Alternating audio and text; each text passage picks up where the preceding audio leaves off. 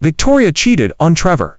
On the day Sterling Holdings went public, Trevor brought employees to insult me, calling me worthless, forcing me to leave the marriage with nothing, and even cut me with a knife. They had been scheming against me, all along. Even when Eleanor revealed the truth that I was the Sterling family's the fortune bringer, Victoria stubbornly insisted on the divorce. As a result of my injury, her bad luck began. First, a fatal incident occurred at the flagship project. Trevor suddenly disappeared. Then Sterling Holdings went bankrupt, and finally, she herself died in a car accident. I can divorce you, but if I, the fortune bringer, leave, you can't blame me if Sterling Holdings collapses. As soon as the words left my mouth, all the employees' mocking gazes immediately fell on me. They all wore expressions of eagerly anticipating the show. Someone clutched their chest and dramatically exclaimed, "Oh my, I'm so scared. Did you hear what Ethan said? Sterling Holdings will collapse the moment he leaves." How terrifying. The Sterling family's massive Sterling Holdings was apparently supported by him alone. Another quickly and sarcastically chimed in, "Then Ethan must know a lot about the projects from the past 5 years, right? He must have put a lot of effort into them, right? How come your name is nowhere to be found on the project proposals? Could it be that Ms. Sterling was jealous and didn't want anyone else to see your name? The fortune bringer, my foot. Up. Why don't you take a good look in the mirror?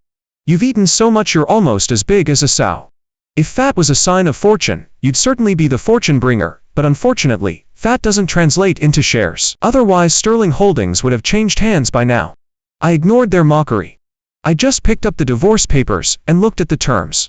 A 5-year marriage, and now that Sterling Holdings had finally gone public, Victoria wanted me to leave with absolutely nothing. I couldn't take a single cent of the half of the assets that belonged to me. I couldn't stand it and called Victoria to confront her. But Trevor snatched the phone from my hand and threw it on the floor. "What do you think you're doing? Ms. Sterling is busy with business right now. Just tell me what you need.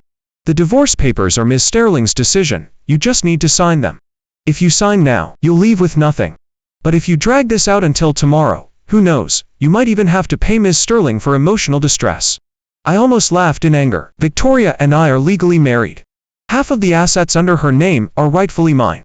Why should I leave with nothing? I don't agree. Even if we went to court, it wouldn't make sense.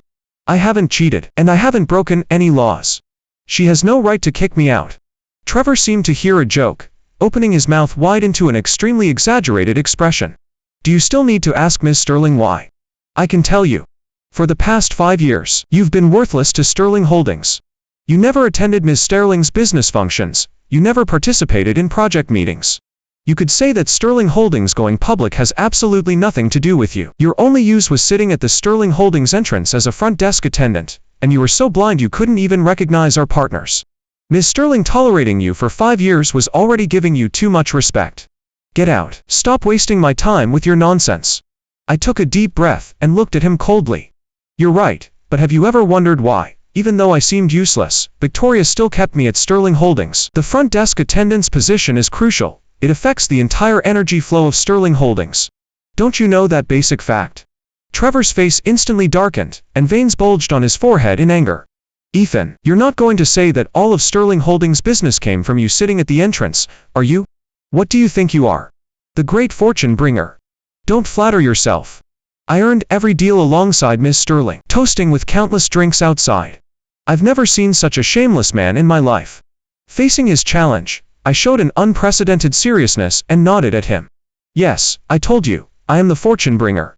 With me here, the Sterling family will skyrocket to success. Without me, the Sterling family will instantly collapse." At my words, the grand ballroom erupted in laughter. Is this idiot out of his mind? Possessed? Is he going crazy from slacking off and reading novels at work all day? Does he really think he's some kind of immortal deity? Ethan, wake up. If it weren't for that marriage certificate protecting you, Ms. Sterling would have kicked you out ages ago. You're delusional every day. All you do is eat and sleep. You're as fat as a pig. I don't know how Ms. Sterling could ever stand to be intimate with you. I actually feel sorry for her. If you're so powerful, why don't you just die and ascend to heaven already?" The laughter grew louder, almost bringing the house down. Yet I looked at everyone blankly. I didn't understand what they were laughing at. It was true that I was the Sterling family's the fortune bringer. 5 years ago, the Sterling family was on the verge of bankruptcy. Eleanor went to the hermitage to pray and have her fortune told. The master eventually provided my birth chart. It perfectly matched Victoria's, a vessel of prosperity. The master said that as long as I was welcomed into the Sterling family, they would thenceforth experience smooth sailing, and have their wishes granted. However, it was a sacred secret. The reason for our marriage could not be known by a fourth person. Otherwise, the Sterling family would suffer 10 or even 100-fold karmic backlash, and would never be able to recover. My parents died young, and I grew up in the orphanage. When Eleanor found me and asked for my help, I agreed almost without hesitation. Because the Sterling family was still incredibly wealthy. I also liked money. From the day of our marriage, all of the Sterling family's predicaments were resolved. Their status soared. 5 years passed, and Eleanor had even arranged for me to be in the most prominent position at the Sterling Holdings entrance to attract wealth for them. You could say that, when I was happy, the Sterling family prospered. When I was sad, the Sterling family suffered. I thought my life of coasting through life would last forever. But now Trevor told me Victoria wanted a divorce. I chuckled in anger. I'd been too kind, and now they'd forgotten their place. In front of all the employees, I tore the divorce papers to shreds and slapped the pieces onto the table. I stated sternly, if you want to kick me out, fine. Let Victoria tell me herself. Your brains are thick, you don't understand my importance. I can overlook that, but even a saint has a breaking point. Don't push your luck. The surrounding employees were stunned by this. Trevor, what he's saying doesn't sound fake. Maybe we should call Ms. Sterling to confirm. Yeah, after all, it's the Sterling family's private matter. We're just employees, outsiders. Trevor's expression instantly turned cold. Seeing that I wasn't acting, he suddenly smiled. He pushed aside the employee next to him, and sneered, Ms. Sterling used to say you were delusional, and I didn't believe it, but hearing you today, it's true. This isn't the Middle Ages anymore. Are you serious with that mumbo-jumbo? If you want to die knowing, why, I'll grant you that. With that, he called Victoria. The two of them were being overly affectionate in front of the employees for a while before they finally remembered me standing nearby. The call was put on speaker. I had just asked, you want a divorce? Victoria's end of the line suddenly exploded. Ethan, are you out of your mind? Can't you understand plain English? I'm telling you, 5 years ago, if my mom hadn't threatened to die, there's no way I would have let you into the Sterling family's home. I've tolerated you enough for the past 5 years. If we divorce now, we'll be strangers.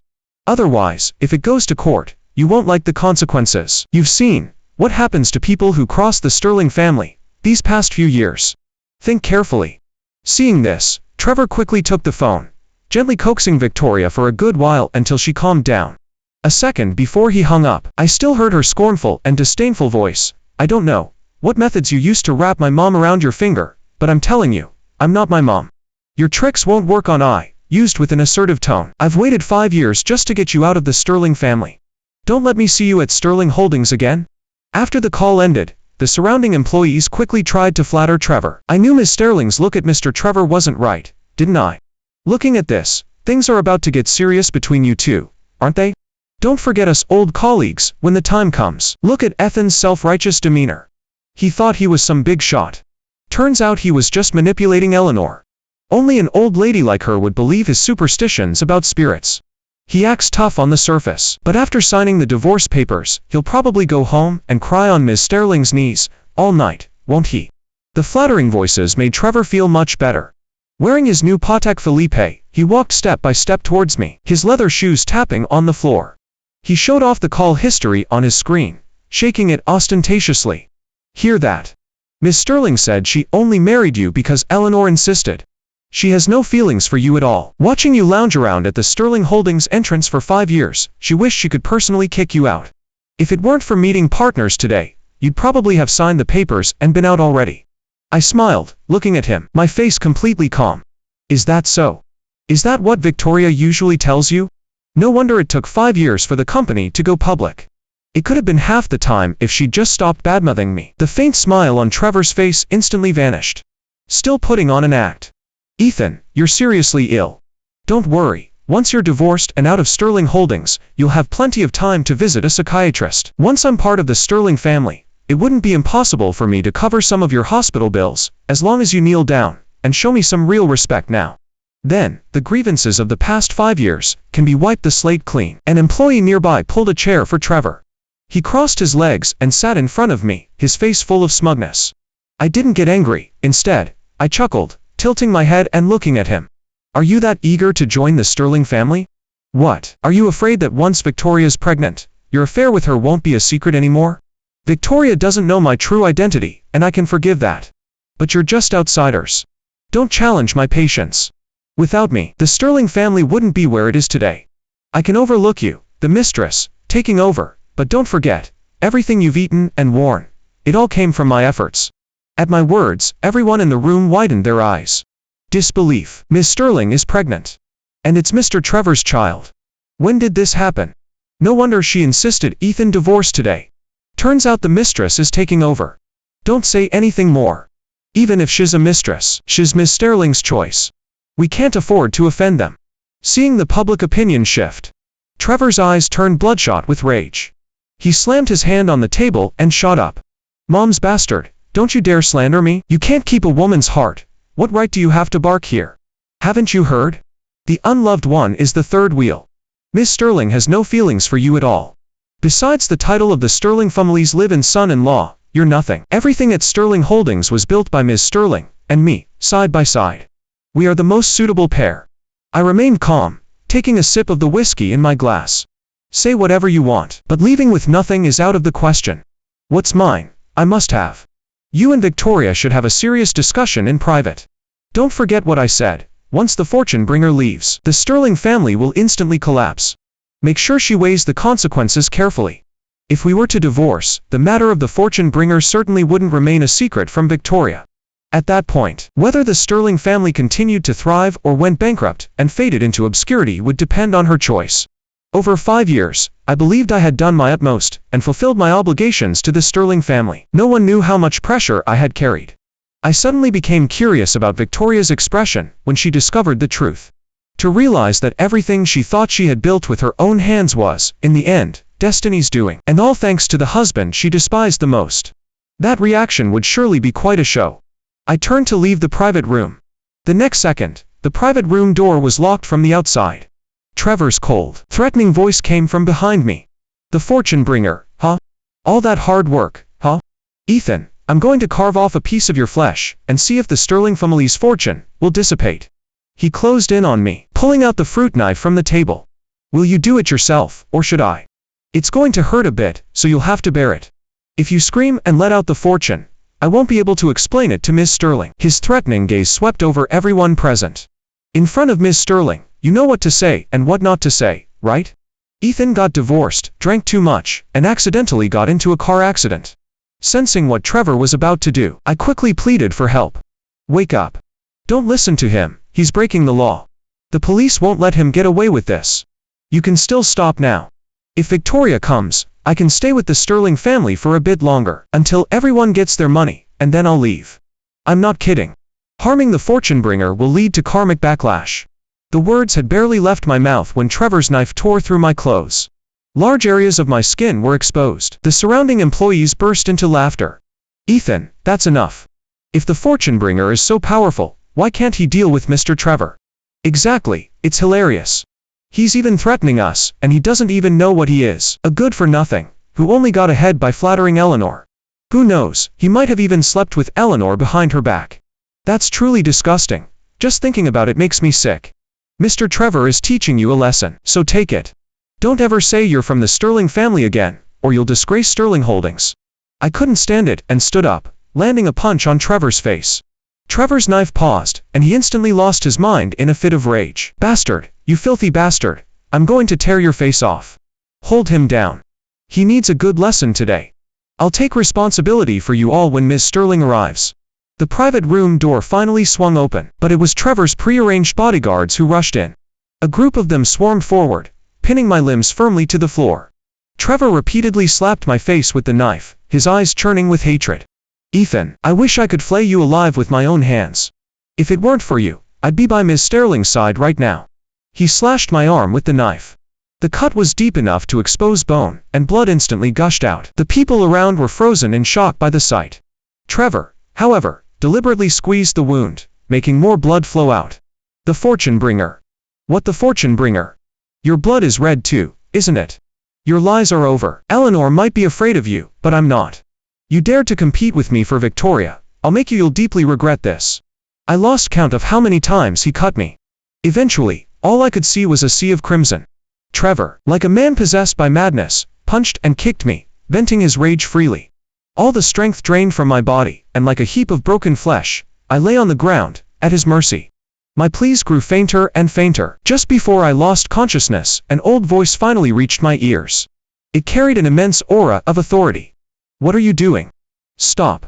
Eleanor, having finished her engagement, rushed over with Victoria. As soon as they entered the private room, their eyes were drawn to the crimson blood splattered across the floor. Eleanor, whose heart was weak, clutched her chest and gasped for breath. She could only reach out and pull her daughter. "Victoria, go quickly and see what's happening. Don't let them kill anyone. The Sterling family has worked so hard to get to where it is today. The master said we must not see blood, or our financial fortune will be cut in half. Quick, the priority is to find Ethan. Ethan must not be harmed, he is the very lifeblood of the Sterling family.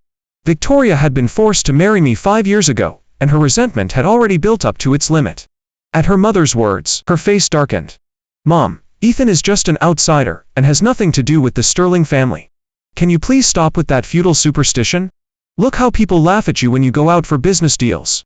Aren't you going to wake up yet? Ethan, your mind is full of Ethan. If you like him so much, why did you make me marry him?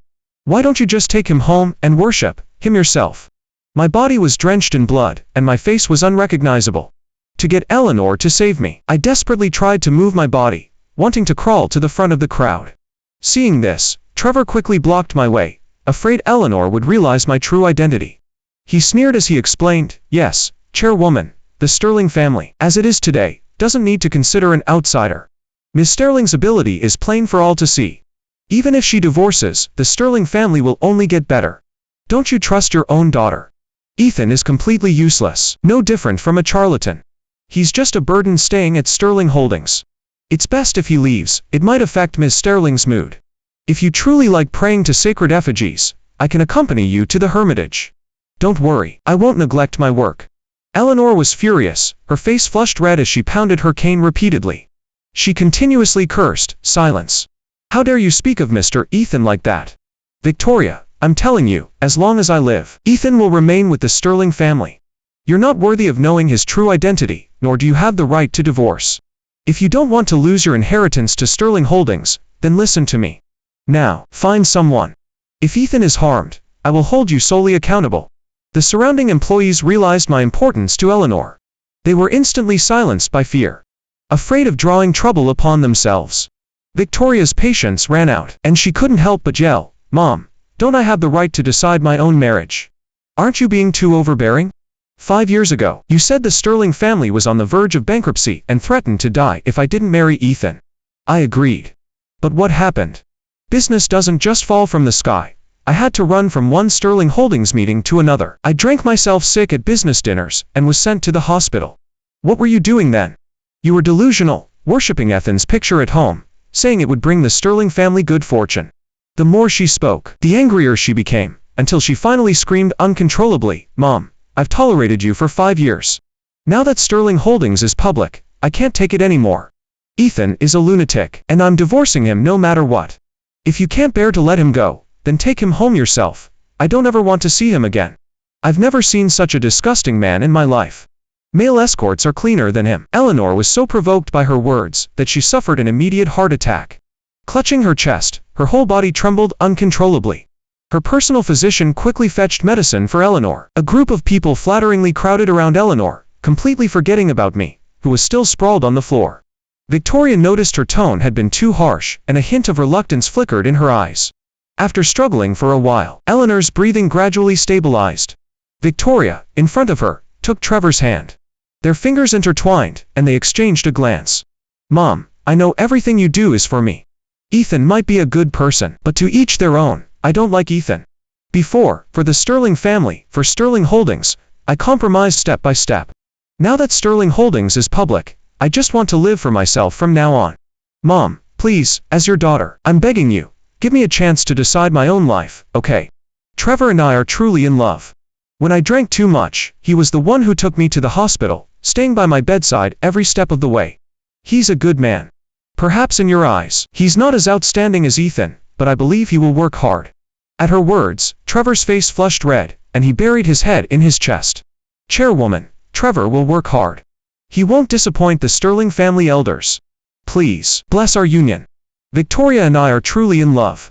She's already carrying my child. Ethan also agreed to divorce. He's already signed the divorce papers. When the child is born, I'm willing to let the Sterling family raise the child. I only ask that you give me a chance to prove myself.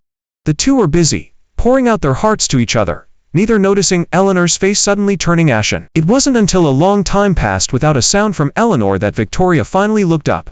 She found Eleanor's face as white as paper, and her whole body trembled. She mumbled unconsciously, "It's over. The Sterling family is completely finished. Everything is ruined." Victoria just thought Eleanor was possessed and kept trying to remind her. Eleanor finally came to her senses after a long while, letting out a long sigh. "Victoria, you don't understand. You don't understand anything.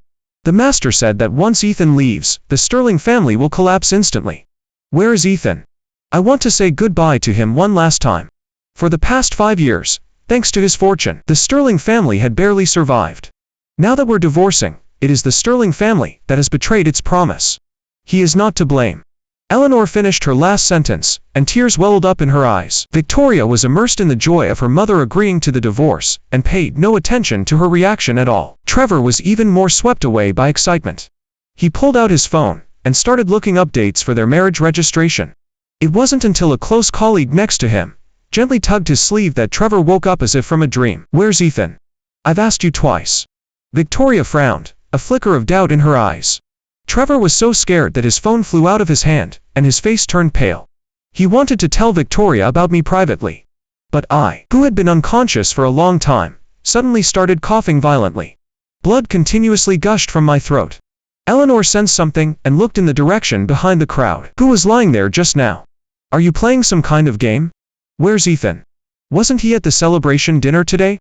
Why hasn't he come out to see me after so long?" No one dared to respond to Eleanor's questions. She gave a self-deprecating smile.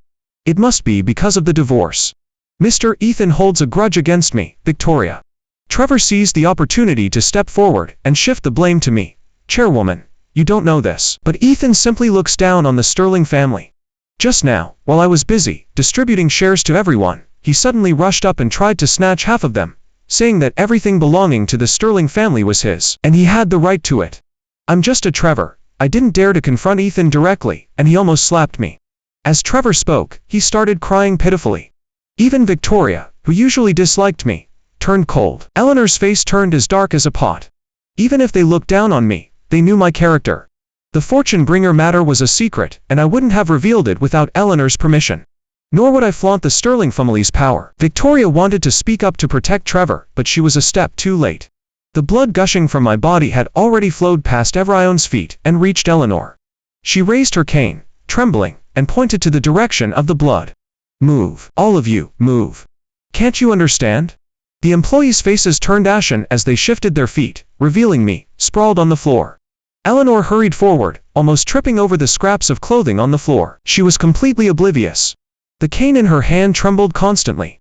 Eleanor was so terrified she immediately knelt down in front of me. The dull thud of her knees hitting the floor instantly awakened everyone. They couldn't understand why Eleanor valued me so highly. In their eyes, I was just a plain-faced charlatan who flattered Eleanor to make her happy. A group of people rushed forward to help Eleanor up. But she shook them off directly. She didn't stop until she had bowed deeply 3 times towards my body. Victoria felt completely disgraced. She rushed over and desperately helped Eleanor up, regardless of anything else. "Mom, what are you doing? So many people are watching.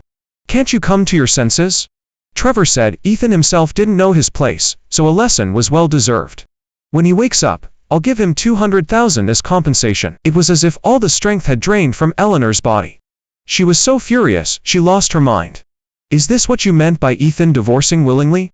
Victoria, how could I have given birth to you, you ungrateful wretch? Who? Who did this? Get out. Who touched Ethan?" Victoria hadn't expected her mother to publicly humiliate her for this charlatan, and her anger instantly flared. "Mom, don't go too far. Whether he was willing or not, the agreement is signed anyway. From now on, Ethan and I have nothing to do with each other. Whether you're happy or not, I'm already carrying Trevor's child. Since you've lost your mind, don't interfere with Sterling Holdings' affairs. Just stay home and wait to embrace your grandchild." Seeing this, Trevor quickly stepped forward and took Eleanor's other hand. Chairwoman, please don't be angry. Ethan himself didn't know his place. Don't worry, once I'm married, I'll stay home and raise the child, and I won't flaunt my power at Sterling Holdings like Ethan. He thought elderly people would like a docile son-in-law. Trevor was secretly pleased after saying this, but in the next second, he received a slap from Eleanor. The slap landed with full force, sending Trevor tumbling to the ground. Bastard, you have no right to speak here. If it weren't for you, Victoria wouldn't have chosen to divorce. You dared to harm Ethan. I won't let you get away with this. Bodyguards. What are you waiting for? Drag him out. Take Mr. Ethan to the hospital for treatment. Given Eleanor's temper, she would have flayed Trevor alive right then and there. But I had lost too much blood and fallen unconscious, so she could only prioritize saving my life. Trevor erupted in screams and wails. Why? Why? Ethan is just a deadbeat charlatan. He's completely useless to the Sterling family. I'm the Sterling family's future son-in-law. Who dares to touch me? Victoria, save me. Kill them, quickly. Can't you hear me? Don't forget you're carrying my child. If anything happens to me, you won't have it easy either. Ethan is just a fool. Why would you, an old hag, fight me for him? I know. Ethan must be having an affair with you, this old hag. Victoria, you fool, your own mom cheated on you, and you don't even know it. Did a dog eat your brain? His voice gradually faded. But no one dared to speak up for him. Trevor was dragged out of the private room, and locked alone in the adjacent room. Too much had happened in one night. The Sterling Holdings employees all excused themselves, and left the hotel, wishing they had never been there that night. Eleanor's unusual behavior made them wonder. Could everything I said have been true? Could the Sterling family's success really be because of me?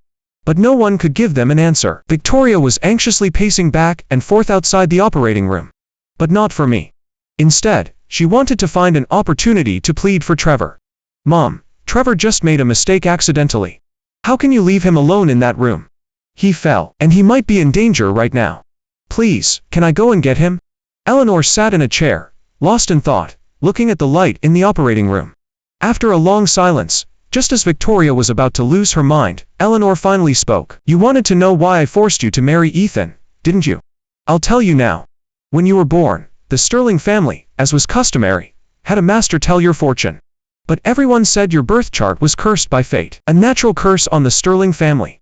Only one could be saved, Sterling Holdings or you. As you grew older, the problems would only worsen. By the time you turned 20, I had tried everything, but Sterling Holdings could no longer sustain itself, and was on the verge of bankruptcy. I went to the Hermitage, but there was no one inside, only a talisman on the floor with Ethan's birth chart written on it. I lied to you, I never actually met a master, only guidance left by one. At her words, Victoria remembered when she had just graduated. Sterling Holdings' performance plummeted. Despite all strategies, this was the unavoidable outcome. She graduated from university and implemented drastic reforms, attempting to save Sterling Holdings from ruin. But the harder she tried, the more debt Sterling Holdings accumulated. Yet, the same methods, applied to other companies, saw their stock prices soar. Only the Sterling family seemed unable to escape this fate. Victoria fell into deep self-doubt, watching her mother age day by day, her white hair increasing manifold. The pressure suffocated her, and she drowned her sorrows in alcohol every day. It was then that her mother suddenly visited the Hermitage. When she returned, she had shed her former despondency. She said there was hope, that the Sterling family still had a way forward. But there was one condition: she had to marry Ethan. Her mother didn't explain why, only that it would resolve the Sterling family's predicament. Victoria was unwilling, but she knew she owed the Sterling family. So, she complied. For 5 years, I was arranged to be at the Sterling Holdings entrance, serving as a protective charm, a good luck charm. Their performance soared, and the Sterling family finally returned to its former glory. At this point, Eleanor sighed, looking as if she had aged 10 years in an instant. I thought Ethan was a good child. In these 5 years, I gave him tens of millions, but he didn't take a single cent, saying it was his way of repaying kindness. I brought him back from the orphanage, he had nowhere else to go. I was slightly kind to him, and he gave his all, treating me with the devotion of his own mother. I thought that with him, the Sterling family could live a peaceful and prosperous life, but now it's ruined, completely ruined. It's too late. I'm old now, and you'll have to walk your own path. What's done is done, there's no point in saying more.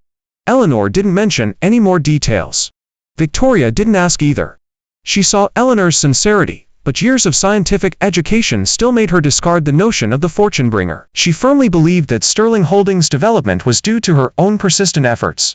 And falling in love with Trevor and wanting to be with someone she loved was certainly not wrong.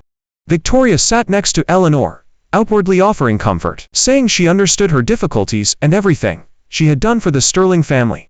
She believed that after years of hard work, fate wouldn't be so cruel as to take it all away. But inwardly, she couldn't help but mutter. She blamed her mother for being futile, muddled, and ignorant. The surgery wasn't over yet when a call came in. It was a Sterling Holdings subordinate. "Miss Sterling, please come back to Sterling Holdings quickly. Something happened at the flagship project. A worker at the construction site was impaled by a steel beam. His life or death is unknown, and he was just taken away by an ambulance. I wanted to handle it privately with the family, but there were too many witnesses on site, so the news couldn't be kept quiet. It will probably go viral online tomorrow. Please, figure something out." In an instant, Victoria felt struck by lightning. A chill seeped into her bones. Her contemptuous thoughts vanished instantly. Eleanor was very close to her and clearly heard the subordinate's words. She seemed to have anticipated this outcome and didn't even bat an eye. "Go, this is just the first step. With Ethan harmed, the Sterling family will completely fall apart. You should be prepared. You used to blame me for not asking your opinion when I arranged your marriage. Now you've grown up and have your own opinions. Sterling Holdings affairs are yours to handle. I can't, and don't want to, manage them anymore." Victoria heard this, and instead of the expected relief, her heart felt incredibly heavy. Fatal worker incidents might not happen even once in 10 years. But now, just as Ethan entered the operating room, something went wrong with the project. Was it just a coincidence? She dared not dwell on it, and quickly left for the construction site. What usually took 2 hours, she shortened to 40 minutes. On the way, she encountered an out-of-control truck barreling towards her. She encountered a sudden tire blowout. She encountered a frantic pedestrian rushing out from an intersection. All sorts of bizarre phenomena seemed to be pointing to a single answer. Victoria forced herself to hold on, insisting on reaching the construction site. But before she could ask for details about the incident, Trevor's call came in first. His voice was weak. "Miss Sterling, my head hurts so much. Am I going to die? It's Ethan, that lunatic must have harmed me. Victoria, you must get justice for me." Victoria's mind was a mess. Soon, she forced herself to calm down, and asked Trevor about his condition. "When did you start feeling unwell? What did you drink? Did you eat anything?" Trevor answered without hesitation. "Just now, I drank a sip of water, given by the hotel staff. That lunatic Ethan must have poisoned me. He's just faking it. He's trying to kill me." Trevor continued to wail on the phone. But Victoria's heart sank to the bottom. She knew Ethan was already fighting for his life in the hospital, his skin torn all over, completely unable to be discharged. He had no opportunity to poison Trevor. A normal glass of water, which on any other day would be harmless, could now nearly kill Trevor. A belated chill made her skin crawl uncontrollably. Cold sweat quickly soaked her back. Victoria quickly asked Trevor, "How do you feel now? Don't be afraid. I'll send someone to take you to the hospital. Just hang in there for a bit." But Trevor was silent. Victoria dialed again, but there was no answer. Her spirit completely collapsed. She ordered the bodyguards at the door to take him to the hospital. But after the bodyguards unlocked the private room, Trevor was nowhere to be seen on the chair. Trevor had vanished into thin air. Victoria forced herself to appear calm, and asked her subordinate about the situation, until a steel beam crashed just an inch from her foot. Her heart stopped for a moment. Ignoring her subordinate's report, she immediately turned and got into her car. She fled the construction site as if her life depended on it. On the way, she kept recalling her mother's warnings. "Victoria, your birth chart is cursed by fate. You must be careful everywhere. Mom will have 3 bodyguards take turns looking after you. Remember, no matter what anyone asks, don't talk to them. This is the Sterling family's secret, and your secret too." She finally returned to the hospital after a near-death experience. Ethan had undergone surgery and was out of danger. But he seemed different, no matter what she said. Ethan seemed not to hear. Victoria swallowed her pride and knelt by his bedside, begging him not to divorce her. But Ethan didn't even glance at her. She frantically bowed, begged, and confessed her mistakes. She even offered to fire Trevor and kick him out of Sterling Holdings. But she still received no reaction. What made her even more distraught was that her mother had vanished. As if she had never appeared. She tried every method she could, ultimately only able to kneel by the bedside in defeat. After an unknown amount of time, a spiritual figure walked in from outside the door. "Miss Sterling, your time has come. Follow me." Victoria was confused and even pulled out her phone to call the police. But there was no signal on the screen. "Who are you?" The spiritual figure didn't speak, pointing to the floor beneath her. She looked down. No shadow. At that moment, fragmented images flashed before her eyes. An hour ago, she was speeding down a night road. A sharp pain enveloped her, and she felt weightless. It turned out that she hadn't escaped the fifth car accident. She had already died then. The spiritual figure stroked his white beard, looking a bit helpless. Mr. Ethan was originally an incarnation of fortune, destined to fulfill a cosmic destiny. With him here, he could naturally suppress the curse of your short life. What a pity. Victoria looked at the hospital bed one last time. Only then did she understand that she could see Ethan only because he had the fortune-bringer destiny. And she, herself, was doomed to a short life from birth. She followed the spiritual figure outside. The vast hospital was empty. She remembered her past with Ethan. She remembered his eyes untainted by the mundane world. She finally understood that she had been wrong. Terribly wrong. After Victoria's death, the Sterling family experienced a series of deaths. In just 3 days, more than half of their relatives had died or were injured. Sterling Holdings was found to have numerous issues, and the victims' families demanded compensation. The Sterling family plummeted and was forced to declare bankruptcy. Trevor became paranoid, telling everyone he met that he was cursed by the fortune bringer to be poor for the rest of his life. But no one believed him. After being discharged from the hospital, I returned to my former the sanctuary of fortune. With a wave of my hand, the sacred effigy vanished without a trace. The next second, I sat upon it. The fulfillment of my cosmic destiny was complete, and a golden aura radiated from my body.